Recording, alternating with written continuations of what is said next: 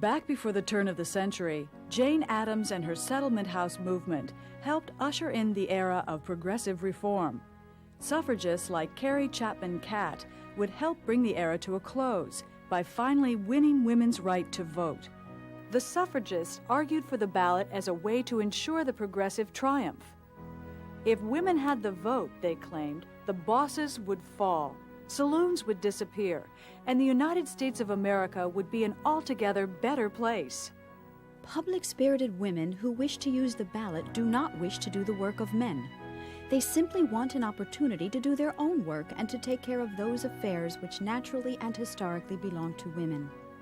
May we not fairly say that American women need the vote in order to preserve the home? Jane Addams, 1910. Yet suffragists also embraced the dark underside of progressivism, racial and ethnic bigotry.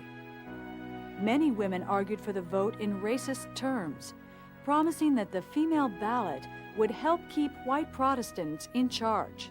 There are 3 times as many American-born women as the whole foreign population, so the votes of women will be the only means of overcoming this foreign influence and maintaining our free institutions.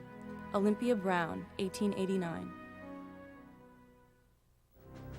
World War I would spell the end of progressive reform. Trust-busting came to a complete halt as corporations formed huge cartels to arm and equip the nation's soldiers. The war also brought a new cycle of prejudice and violence against minorities as race riots flared across U.S. cities and thousands of immigrants were arrested or deported. The progressives still had unanswered questions. How would the United States regulate its enormous industrial corporations? How would it integrate its diverse racial and ethnic groups? How would it fulfill the democratic ideals upon which the nation was founded? Since the American Revolution, waves of reformers had called upon the nation to renew these ideals. Before the Civil War, they fought to eliminate slavery, drunkenness, and poverty. The progressives picked up this reform spirit, which would reappear during the 1930s and again in the 1960s.